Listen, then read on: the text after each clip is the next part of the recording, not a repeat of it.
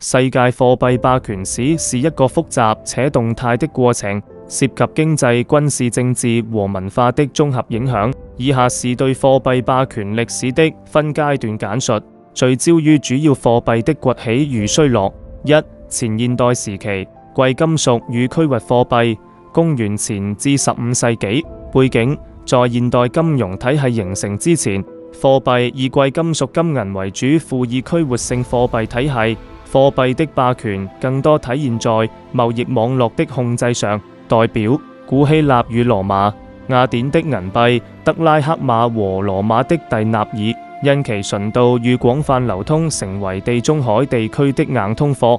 中國唐宋時期的銅錢和銀锭在東亞貿易中佔據主導地位，尤其通過絲綢之路傳播。拜占庭金幣索尼都斯在中世紀早期是歐洲與近東的基準貨幣。特點：貨幣霸權依賴於帝國的經濟與軍事力量，貴金屬的穩定性和可信度是關鍵。二、近代早期，西班牙銀元與全球貿易，16到18世紀。背景：隨着地理大發現，西班牙通過美洲殖民地開採大量白銀，奠定了全球貨幣基礎。西班牙銀元、比索、西班牙銀元也被稱為伯里亞爾，因其標準化和高純度，成為全球貿易的通用貨幣，廣泛流通於美洲、亞洲和歐洲。在亞洲通過馬尼拉大帆船貿易，西班牙銀元成為中國、日本等地的主要交易媒介。衰落原因：西班牙經濟過度依賴銀礦，缺乏工業基礎。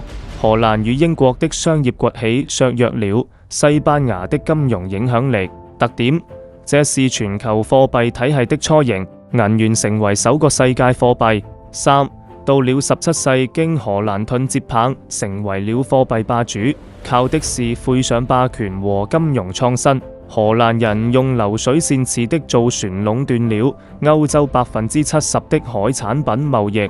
當年的阿姆奇特丹船廠每年可生產1000艘商船，成了當時的海上烏伯，而荷蘭盾純度99.9%。荷蘭銀行還發明了支票的清算系統，跨境結算當時只要3天時間，簡直就是17世紀的 SWIFT 系統。各位玩股應該知道，荷蘭阿姆斯特丹還誕生了世界上第一家股票交易所，成立了全球第一家跨國公司，叫東印度公司。他們當時搞公司治理、債券融資、股票交易，直接成了後來現在資本主義的模板。荷蘭東印度公司 IPO 募資650萬荷蘭盾，用股票分紅權發行戰爭債券，在東南亞建了幾十個武裝基地，一個公司控制了全球80%香料貿易，荷蘭盾就此成為全球第2個硬通貨了。當時荷蘭搞鬱金香期貨，還有海運保險期權和天氣有關的衍生品，幫漁船買暴風雨的保險。結果大發了，到1637年鬱金香沒崩了，一個鬱金香的香球徑從能買一棟房子，直接跌到了一棵洋蔥，徹底把自己玩崩了。當時據說街頭到處都是破產的商人，有人跳河，有人跑路，一夜之間變成鬱金香鬼城。4次與英國戰爭讓荷蘭元氣大傷，荷蘭商船為了省錢，竟不配火炮，結果被英國會軍打勁滿地找牙，結果制海權就丟了，荷蘭盾霸權也沒了。這是沉迷金融，錯過工業革命，軍事實力又跟不上造成。貨幣霸權需要產業和軍事強力支撐，光會玩金融是虛的東西。4. 英鎊的霸權。金本位與大英帝國19世紀至20世紀初。背景：英國通過工業革命和殖民擴張，成為世界經濟與軍事霸主。英鎊成為國際貿易與儲備貨幣。英國是靠工業革命崛起，真正是科技大升級，蒸汽機和棉紡廠效率部極高。1850年控制了90%棉布貿易，金本位制。1821年英國正式採用金本位，英鎊與黃金掛鈎，保證了貨幣的穩定性。倫敦成為全球金融中心，英鎊被廣泛用於國際貿易投資和債務結算。匯票貼現系統，堪稱是19世紀的 SWIFT 系統。英鎊成為全球的收割機了。法國拿破崙戰敗後，各戰勝國舉行了一個維也納會議。英國代表卡索里話：你們打仗，我來出錢。英鎊變成了世界提款機。當時英國用英鎊馴服了美國，用拋售美國債券，令股票大跌。英鎊霸權依託英國的海軍力量、殖民網絡和全球貿易體系。其他國家如德國、美國也逐步採用金本位，強化了英鎊的國際地位。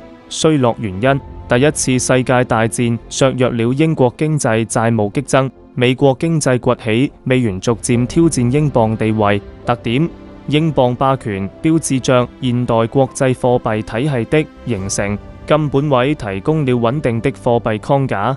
英鎊是被二次戰爭拖垮了。1956年蘇伊士運河危機爆發，從量變質的變更，英法聯軍出兵埃及，想奪回運河，結果美元接替英鎊成為新霸主，凍結英鎊儲備，拋售英國國債，英鎊暴跌15%。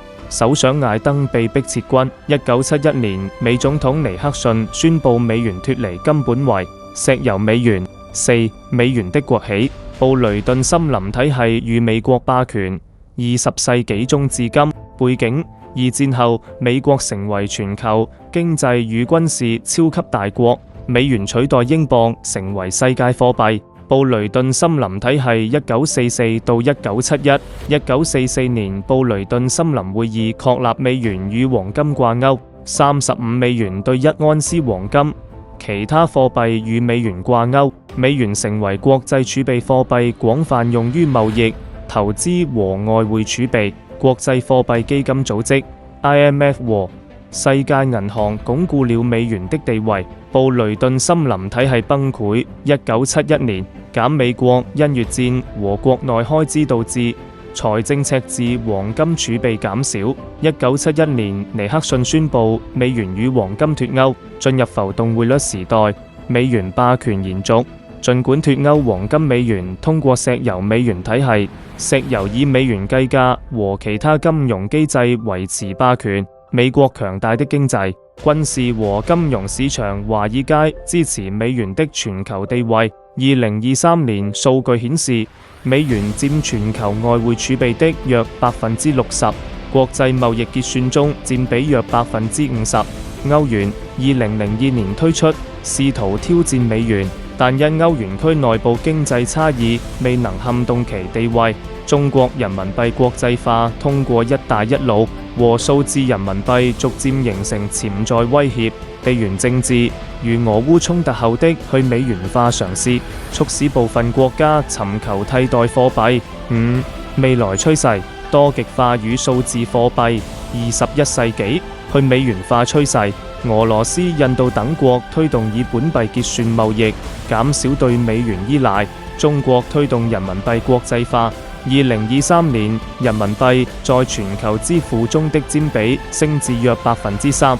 數字貨幣、央行數字貨幣 CBDC 如中國的數字人民幣，可能改變國際貨幣格局。